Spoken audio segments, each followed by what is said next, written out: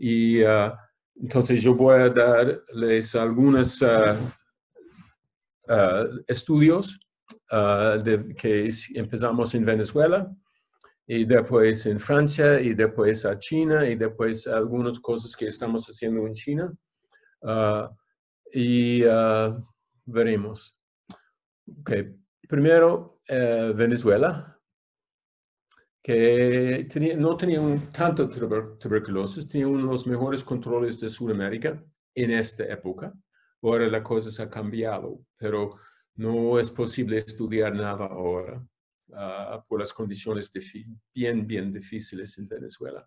Pero voy a hablar de los estudios como hace 10 años. Entonces, recogimos cepas de todo el país y hicimos espologotipaje, y había unos que estaban muy común en todo el país. Estos son diferentes estados aquí, y unos 17 estaba presente en todos los estados, pero, y eso está visto en otros países, 93 también, pero 605 nunca estaba visto en otro lugar, solamente 2 en Nueva York y en ninguna otra parte del mundo. Pero aquí tenemos varias, y estaba relacionado especialmente con el estado de Carabobo. Y cuando investigamos esto, pareciera que estaba un brote de una cepa que utilizamos Miro para mostrar que fue clonal, un brote que estaba diseminando de este estado para todo el país y no estaba visto en ninguna otra parte.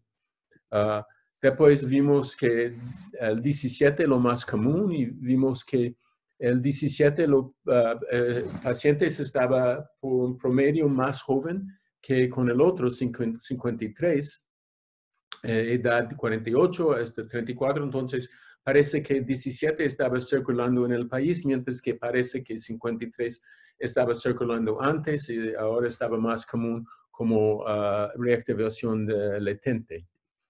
Entonces, esto fue de todo el país, pero después empezamos a estudiar la parte de Caracas del este, que estaba muy marginal, 600 o hasta 1.000.000 de personas muy hacinados. Y para estudiar esto, primero tenemos que construir un laboratorio diagnóstico. Eso es la zona, eso es de encima, y aquí en esta región fue la incidencia más alta, y allá encontramos unos cepas de tuberculosis clonales que no estaba visto en ninguna otra parte. Este estaba su propio universo. Y aunque estaba el espólogo tipo 42, que es lo más común en Colombia, y estos son varios con muchos inmigrantes, la Miru que encontramos no estaba visto nunca en Colombia en esta época. Entonces, este barrio estaba tan hacinado, fue su propio mundo, tenía sus propias cepas allá y familias de cepas.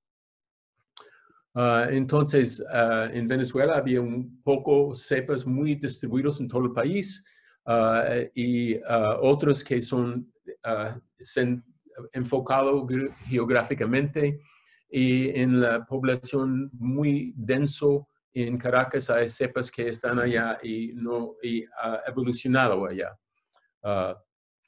Ok, vamos a hablar de algunos otros estudios que hicimos. Carlos Arenaga estudió unas plantas,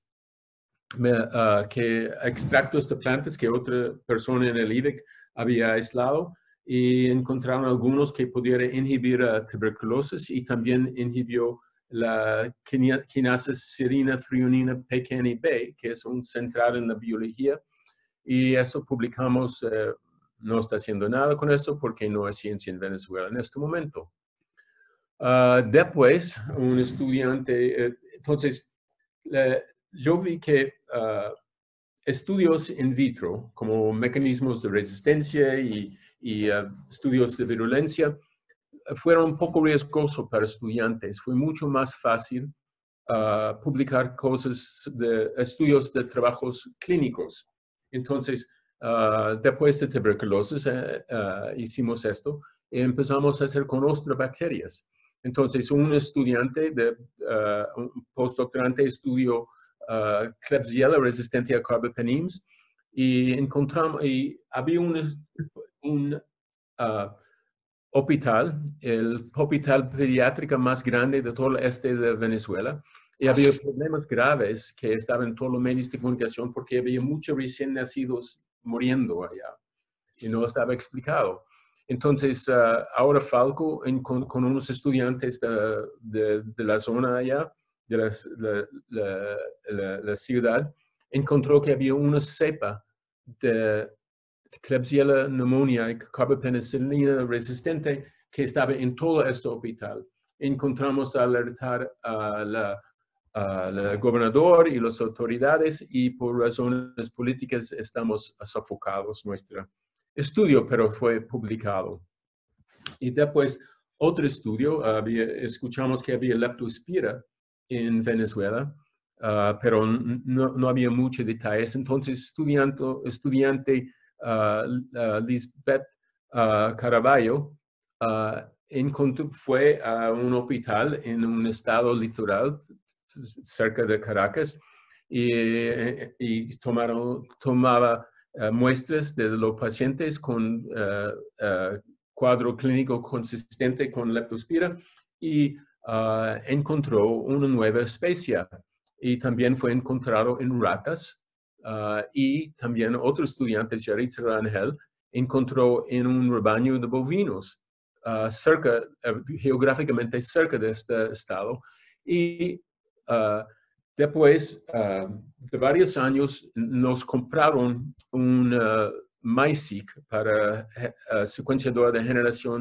nueva generación y logramos hacer una sola corrida. Había 3 secuenciadores en Venezuela y de los 3 solamente había una sola corrida que hicimos y nunca más, pero en esta corrida pudimos secuenciar y mostrar que fue una nueva especie de leptospira que se llama Leptospira venezuelensis. Y se ve que la cepa de bovina, la cepa de ratas y la cepa de humanos fueron muy, muy parecidos. Y había otros estudios sobre resistencia a clarithromicina en abscesos que hizo Claudia Cortesía, ahora jefe del laboratorio, y encontró una bomba de flujo tipo MPLA que bota clarithromicina del Mycobacterium abscessus. También ella mostró que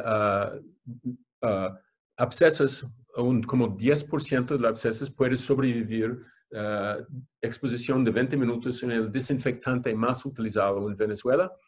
Y es una resistencia que no es genética, sino un tipo de fase. Y se toma una cepa resistente que sobrevivió y repica 6 veces y ya pierde la resistencia.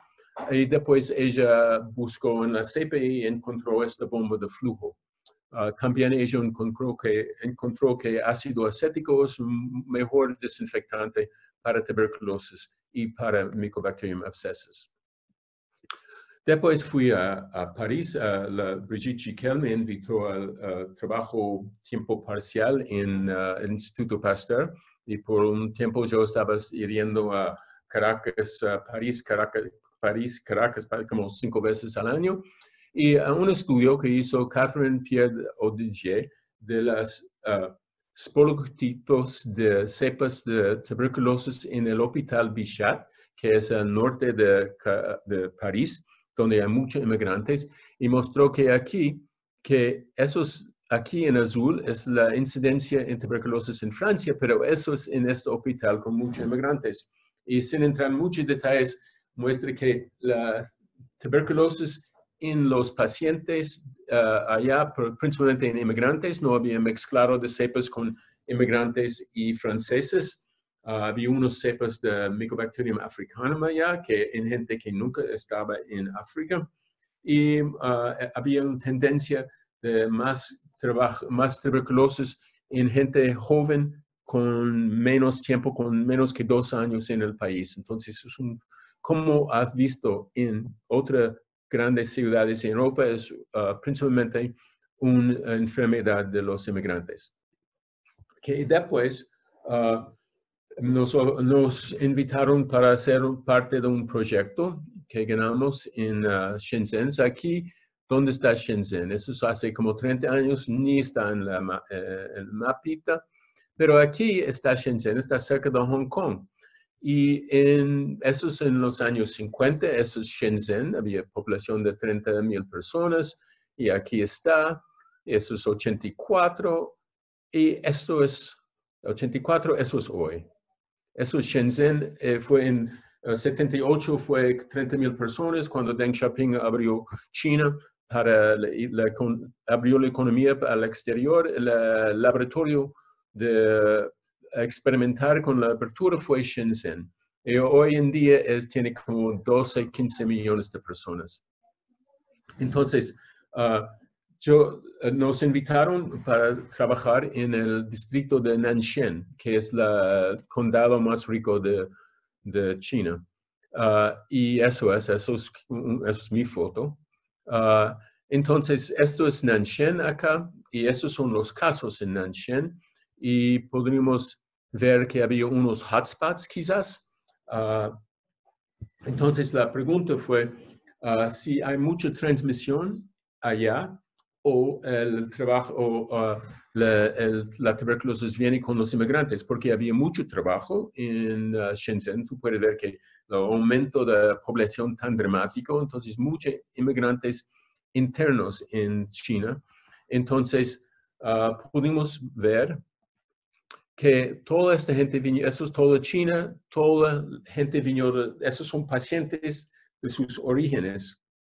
Y pudimos mostrar que había muy, muy pocos clusters en Shenzhen por lo menos en esta región, en este distrito, pero también en todo Shenzhen, es porque la mayoría de la tuberculosis está traído por los inmigrantes cuando ellos vienen a Shenzhen. Y algunos otros estudios han mostrado que las cepas en Shenzhen de la gente de Sichuan, que está aquí, son parecidos a los brotes en Sichuan. Entonces la gente trajeron sus cepas. Después, entonces estábamos haciendo secuenciación genómica de todas las cepas sobre 4 años.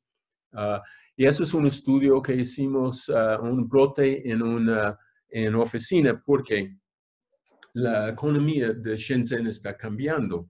Antes fue asembladora de computadores, está Tencent allá, está Lenovo, está Huawei, sus sedes allá, y está cambiando de ser una asembladora. Ellos quieren hacer su propia investigación y desarrollo.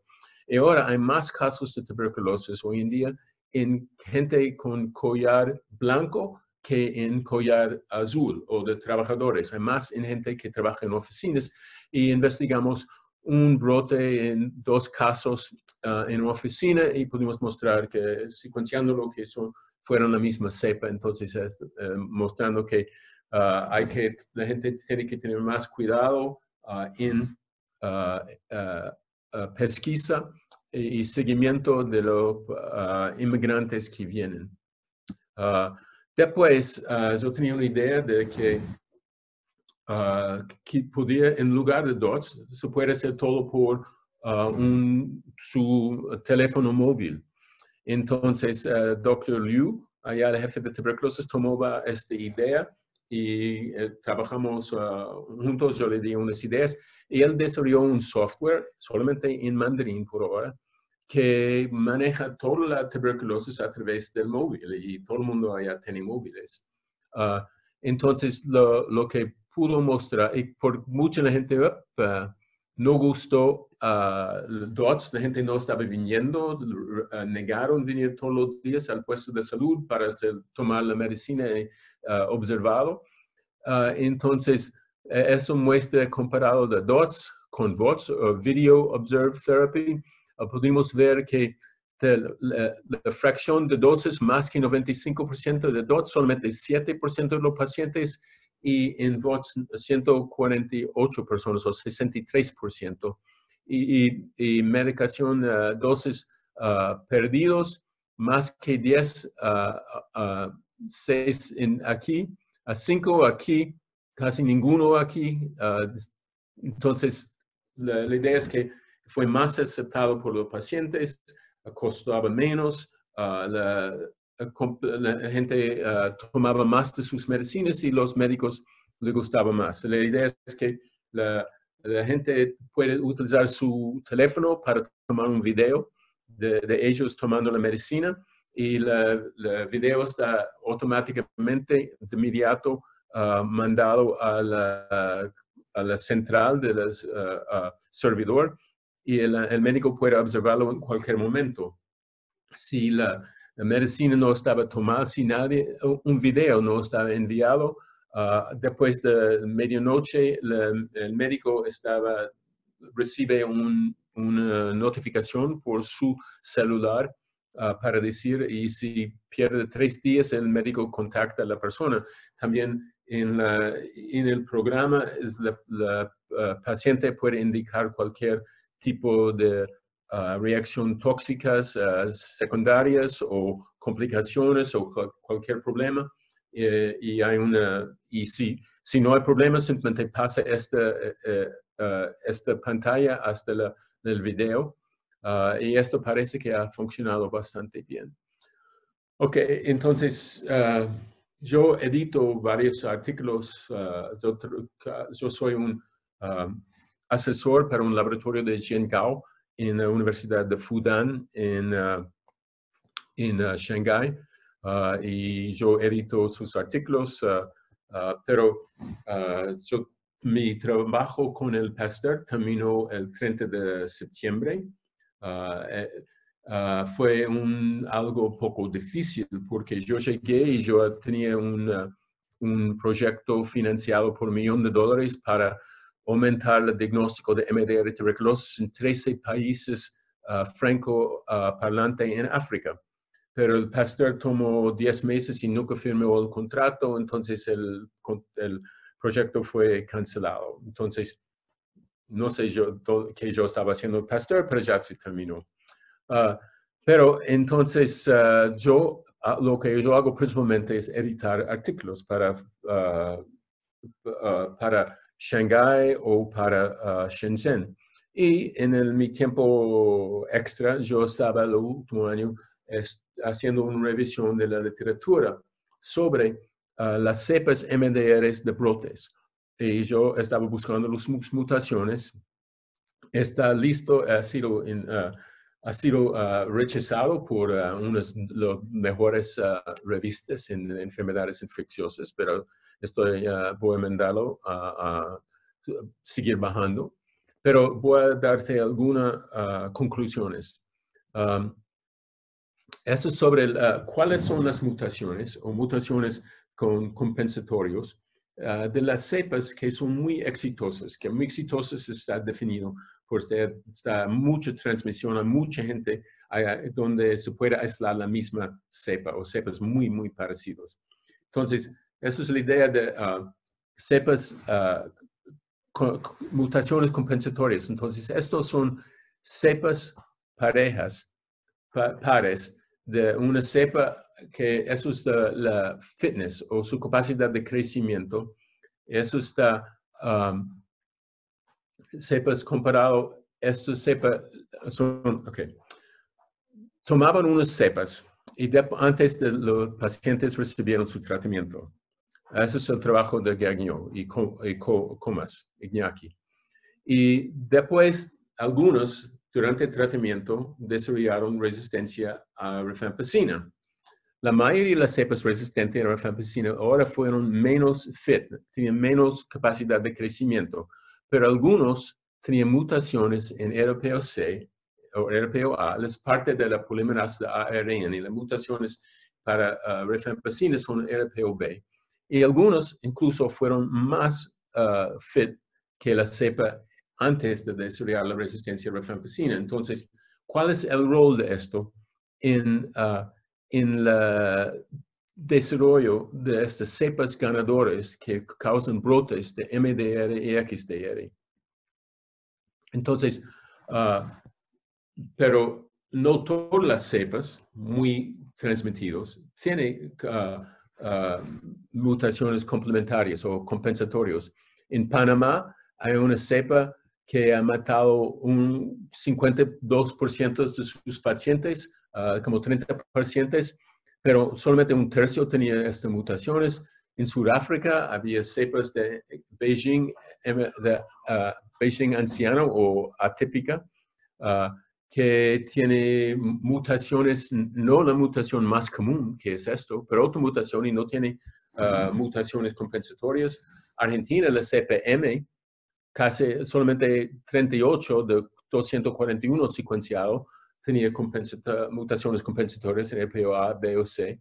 Y Shanghai secuenciaron muchos y mostraron que no había ninguna diferencia. Entonces, no está claro, pero no depende de una sola cosa, no depende de las mutaciones compensatorias y puede ser varias diferentes selecciones de mutaciones que confieren resistencia a isoniazida y rifampicina. Pero, ¿por qué una cepa es muy transmisible y puede causar enfermedad muy severa? Eso es un estudio que muestra que no hay muchas variantes genéticas que pueden explicarlo. Algunos tienen mutaciones en ESP, algunos en PPE, algunos nuevos promotores para SIGA y algunos otros de molybdenum. Entonces, la más común fue mutaciones en algo que tiene que ver con molybdenum o SX, pero no había ninguna SNP o grupo de SNPs asociado con fenotipo. Entonces, uno más es que, ¿cómo puede ser que las cepas muy transmitidas, cómo puede ser evolucionar? Parece que unos estudios recientes muestran que esos provocan menos respuesta inflamatoria. Entonces, los pacientes tienen menos síntomas, por lo menos a principio, y puede ser infecciosa para más tiempo, puede estar en reuniones sociales transmitiéndolo. Ellos tienen más granulomas, tienen más transmisión porque tienen más bacilli en las granulomas y ha sido mostrado que gente con menos síntomas puede tener más bacilli en los aerosoles que ellos producen. Entonces, eso es un resumen muy rápido, pero parece que las cepas muy exitosas pueden evolucionar por un proceso que puede ser formulado en 3 rondas de selección genética. Para primero, mutaciones que confieren un fenotipo de muy alta transmisión. Eso es el base. Y después, mutaciones multidroga resistente que no tienen un costo para su fitness o puede incluso aumentar su fitness. Entonces, debe ser cepas que son transmisibles, que tienen mutaciones que causan resistencia, que no quitan nada de su fitness. Y hay un tercer nivel, porque parece que la mayoría de las cepas XDR no son muy transmitidos. Muchas de las cepas MDR puede ser mucho como en la CPM y muy pocos tienen mutaciones que confieren resistencia a fluoroquinolones. Parece que las mutaciones en las herasas quita el fitness, pero eso no está demostrado en estudios in vitro, no está bien entendido, pero yo encontré que es como una observación revisando la literatura. Entonces, estos son la genética de la tuberculosis en vivo. Está seleccionando cepas muy transmitido, muy virulenta, muy resistente y simplemente hay un rango grande de todas las posibilidades que quita fitness o no y con toda esta variación va a ser seleccionar para algunos cepas que son resistentes y transmitidos y algunos de estos puede adquirir mutaciones en la herasa y seguir siendo bien transmitidos. Y bueno, también, ¿qué es esto? Yo estaba coordinando el curso de tuberculosis de Pasteur en 16 y 17 en París, en 18 en Shenzhen, y tenemos todo hecho para un curso en junio de 2020, pero por supuesto tenemos que postergarlo. Esperemos que será posible darlo en el junio que viene. También yo coordiné un MOOC, Massive Online Open Course, un curso de tuberculosis online que fue lanzado en 17 y acabamos de terminar de update algunos videos y agregar algunos nuevos y esto va a estar lanzado hoy. Es como videos de 10 minutos, hay como 5 o 6 cada semana y dura 6 semanas. Incluye tratamiento, incluye historia de tuberculosis, las mutaciones, pediatría, tuberculosis de pediatra, HIV, diabetes, pruebas IGRAS, otras pruebas diagnósticos, introducción a secuenciación genómica y su análisis, el uso de inteligencia artificial para leer ReoX del tórax y varios otros temas. Y si alguno de sus estudiantes le interesa, se puede entrar todavía. No hay problema y es gratis, pero si quiere un certificado cuesta 150 €, pero se puede entrar gratis. Y hace 3 semanas de hoy nos mudamos de París a Madrid. Bueno, muchas gracias.